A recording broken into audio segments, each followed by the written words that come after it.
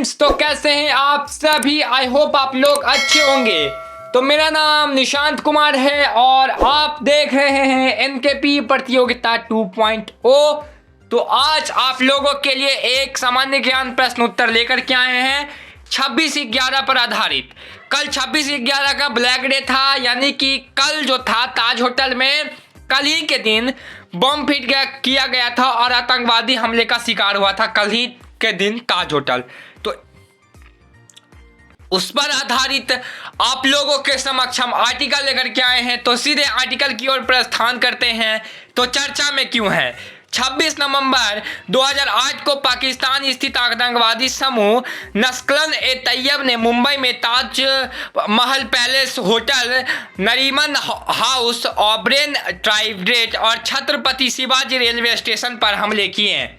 हालांकि इन हमले में से भारत के सुरक्षा ढांचे में महत्वपूर्ण कमजोरियां उजागर हुई, जिसमें आतंकवाद रोधी उपायों में तत्काल सुधार की आवश्यकता है। 26/11 हमले से भारत सुरक्षा की क्या कमजोरियां उजागर हुई। इंटरनेटिक विफलताएं विभिन्न सुरक्षा एजेंसियों के बीच वास्तव समय में इंटेलिजेंस जानकारी साझा करने में विफलता के कारण आतंकवादियों हमले से पहले काफी समय तक बिना किसी जानकारी के काम करने का मौका मिला। समुद्री सुरक्षा।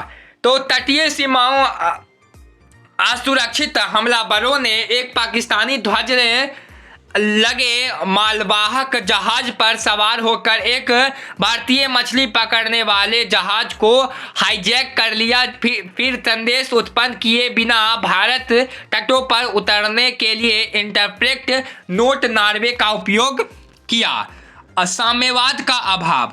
भारतीय नौसेना, तटरक्षक बल, समुद्री पुलिस के बीच स्पष्ट कारनामों और नियंत्रण संरचनाओं की कमी के कारण तटीय क्षेत्रों की सुरक्षा में अक्षमता आई, जिसमें वे शोषण के प्रति संवेदनशील हो गए थे। डिजिटल कमजोरियां कुछ इस प्रकार से थी कि डिजिटल प्रचार और ऑनलाइन कट्टरपंथ का मुकाबला करने में भारत की असमर्थता के कारण अस्थायी स्तर पर सैन्य सहायक के माध्यम से समर्थक प्राप्त हुआ। विशेष प्रशिक्षण का अभाव। भारतीय के सुरक्षा बलों को नए प्रकार के शहरी आतंकवादी हमले से निपटने के लिए पर्याप्त रूप से प्रशिक्षित नहीं किया गया था, जैसा कि 26/11 की घटना में एक साथ कई स्थल को निशाना बनाया गया था। धीमी प्रतिक्रियावादी सुरक्षा बलों की ओर से परिलंबित प्रतिक्रियावादी त्वरित तैनाती और सामरिक संवेदन की कमी के कारण आतंकवादियों को कई घंटों तक टिके रहने का मौका मिला। अपर्याप्त साइबर सुरक्षा उपाय। 26/11 के हमलों बलों ने पाकिस्तान में अपने प्रमुखों के साथ लगातार संपर्क रखने के लिए सैटेलाइट फोन सहित उत्पन्न संचार उपकरण का इस्तेमाल किया करते थे। 26/11 हमला के बाद सुरक्षा को मजबूत करने के लिए क्या कदम उठाए गए। समुद्री सुरक्षा में सुधार। भारतीय तटरक्षक बल को प्रादेशिक जल पर कमान सौंपी गई तथा तट के साथ नए समुद्र पुलिस स्टेशनों के साथ संपर्क स्थापित करने का दायित्व सौंपा गया, जबकि पुलिस समुद्री की अंतिम जिम्मेदारी भारतीय नौसेना को दी जाती है। भारतीय नौसेना ने तटीय गश्त और त्वरित प्रतिक्रियावादी क्षमताओं को बढ़ावा देने के लिए सागर रहित बल की स्थापना की जाती है। संवेदन में सुधार के लिए तटरक्षक राज्य और केंद्र सरकार की एजेंसियों के सहयोग से सभी राज्यों के नियमित तटीय सुरक्षा अभ्यास आयोजित किए जाते हैं। 20 मीटर से अधिक लंबे सभी जहाज़ों में पहचान और अन्य महत्वपूर्ण जानकारी प्रेरित करने के लिए स्वचालित पहचान प्रणाली ISA स्थापित किए गए हैं। हालांकि खुफिया संयुक्त केंद्रीय एजेंसी सशक्त बलों और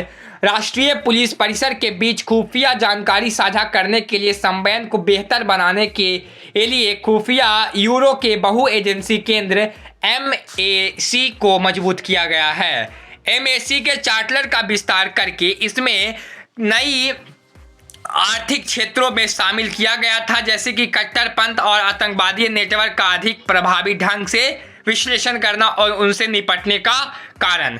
संस्थागत उपाय है राष्ट्रीय आतंकवादी विरोधी केंद्र की स्थापना, राज्य में आतंकवाद विरोधी संगठन सहित अन्य हितधारकों के साथ आतंकवादी विरोध कार्रवाई के लिए योजना तैयार करने एवं हस्तक्षेप स्थापित करने के लिए की गई थी। हालांकि अपराध और अपराधियों ट्रैकिंग नेटवर्क एवं सिस्टम की शुरुआत कांच डेटा विश्लेषण, अनुसंधान और नीति निर्माण के उद्देश्य से सभी पुलिस स्टेशनों को एक सामान्य एजुकेशन सर्टिफिकेट के तहत जोड़ने के लिए कई प्रयास किए गए थे। नेटवर्क इंटरेक्ट ग्रिड एक एकत्रित आईटी प्लेटफॉर्म है जो देश में अपराध एवं आतंकवाद खतरों से निपटने के लिए क्रेडिट एवं डेबिट कार्ड कर, दूरसंचार आव्रजन, एयरलाइंस और railway ticket, passport, driving licence जैसे विभिन्न डेटाबेस से एकत्रित आंकड़ों तक पहुंचाने में मदद करता है। कानूनी सुधार। कानूनी रूप से सुधार हुआ कि आतंकवादी गतिविधियों के खिलाफ अधिक सक्रिय कदम उठाने के लिए आतंकवाद की परिभाषा को व्यापक बनाने हेतु गैर कानूनी गतिविधियां रोकथाम अधिनियम 1967 में संशोधित किया गया। राष्ट्रीय अन्वेषण अभिकरण अधिनियम 2008 को एक संगठित अन्वेषण एजेंसी बनाने के लिए पारित किया गया था, जिसे राज्य में आतंकवाद के मामले को संभालने का अधिकार दिया गया। हालांकि पुलिस बलों का आधुनिकीकरण, गृह मंत्रालय ने पुलिस थानों को उन्नत करने, उन्हें आधुनिक तकनीक से लैस करने, आतंकवाद जैसी आधुनिक चुनौतियों के लिए अधिकारियों को प्रशिक्षित करने और बेहतर हथियार उपलब्ध कराने के लिए राज्य सरकार को अधिक धनराशि आवंटित कराया गया है। पुलिस बलों के में कुशल कमांडो टीम के गठन पर जोर दिया गया है। राष्ट्रीय सुरक्षा गार्ड ने त्वरित तैनाती के लिए देश भर में चेन्नई, हैदराबाद, कोलकाता और मुंबई में 4 क्षेत्रीय स्थापित किए गए हैं। अंतर्राष्ट्रीय सहयोग। 26/11 के हमले का सबसे बड़ा प्रभाव पश्चिमी देशों, विशेषकर अमेरिका की सुरक्षा के मामले में भारत के साथ सहयोग करने की इच्छा जताई गई है। अमेरिका ने हमलों के दौरान वास्तव में साथ पर सूचना उपलब्ध कराई तथा FBI के माध्यम से अभियोजन योग्य साक्ष्य जुटाने में मदद की जाती है, जिसने पाकिस्तान को विश्व स्तर पर अलग थलग करने में मदद किया।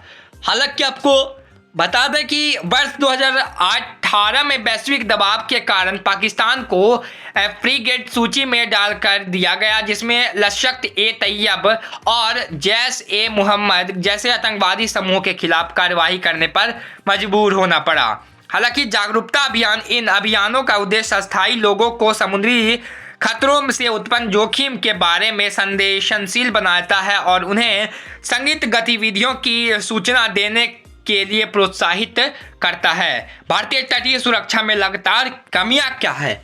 तो निगरानी की चुनौतियां। भारत की जो तटीय रेखा की है 75,507 किमी लंबी तट रेखा, जिसमें मुख्य भूमि जो है 5,423 किमी और अंडमान निकोबार द्वीप समूह 2,000 अन्य किमी शामिल है। विशाल तट रेखा जिसमें हजारों मछली पकड़ने और वाले नार्वे और चुनौती जलपोत के हैं। संभावित खतरों की निगरानी और गश्त करना चुनौतीपूर्ण बना देता है। हालांकि आपको बता दें कि व्यापक तरीके से कवरेज करने का अभाव 20 मीटर से अधिक लंबाई वाली नौकाओं के लिए स्वचालित पहचान प्रणाली स्थापित करने का प्रावधान समुद्री निगरानी के दायरे को सीमित करता है, खासकर जब तक कई छोटी नौकरियां 20 मीटर से कम का इस्तेमाल तस्करी या घुसपैठ जैसी अवैध गतिविधियों के लिए किया जाता है। विविध खतरा प्रतिस्पर्धा खबरों की विविध प्रतिक्रियावादी, आतंकवादी हमले, तस्करी और अवैध प्रवासन सुरक्षा चुनौतियों की जटिलता को उजागर करती है। हालांकि आपको बता दें कि प्रवासी विशेषकर बांग्लादेश और श्रीलंका से आने वाले अनजान में या जानबूझकर सुरक्षा जोखिम पैदा कर सकते हैं। आपको बता दें कि अस्थायी समुदाय पर अत्यंत निर्भरता मछुआरे तटीय सुरक्षा के लिए महत्वपूर्ण है, लेकिन खुफिया जानकारी के लिए केवल उन पर निर्भर करता है जोखिम भरा है, क्योंकि भय, जागरूक की कमी या अविश्वसनीय के कारण संभावित सहयोग पैदा होती है। निम्नलिखित बुनियादी ढांचा राज्य पुलिस बल अभी भी पर्याप्त रूप से जोखिम उठा रहे, कम प्रशिक्षण है या फिर निरंतर राजनीतिक हस्तक्षेप के कारण सामरिक संवेग में बाधा उत्पन्न हो रही है। आगे की राह क्या है? तो निवारण और आक्रामक रणनीतियां, सर्जिकल स्ट्राइक और हवाई हमले सहित बीमा पर आतंकवाद के प्रति भारत की हालिया प्रतिक्रियावादी को भारत के दीर्घकालीन आतंकवादी रोधी के भाग के रूप में स्थापित के रूप में जाना जाता है, जिसका उद्देश्य निर्णायक रूप से प्रतिक्रियावादी करने के देश के संकल्प को प्रदर्शित करना है, आतंकवाद को रोकना हो। बहु एजेंसियां प्रशिक्षण एवं अभ्यास, बहु एजेंसी अभ्यास के एनएसजी मॉडल, जहां विभिन्न सुरक्षा बल एवं प्रशिक्षण लेते हुए को भर में बढ़ा दिया जाता है। इन अभ्यासों में अस्थायी कानून प्रवर्तक, अर्धसैनिक बल एवं खुफिया एजेंसी को शामिल किया जाता है, ताकि यह निश्चित किया जा सके कि हमलों के दौरान हर पक्ष में कार्रवाई अच्छी तरीके से हो सके। विशेष बल के समन्वयक स्थायी पुलिस को हमले की स्थिति में सुचारू रूप से एनएसजी जैसे राष्ट्रीय आतंकवाद रोधी इकाई के संगठित कार्य को सफल बनाती है। कैसा लगा आपको छोटा सा जानकारी, हमें कमेंट करके बताइएगा। अगर आपको अच्छा लगा होगा तो press the bell icon and never miss update. धन्यवाद।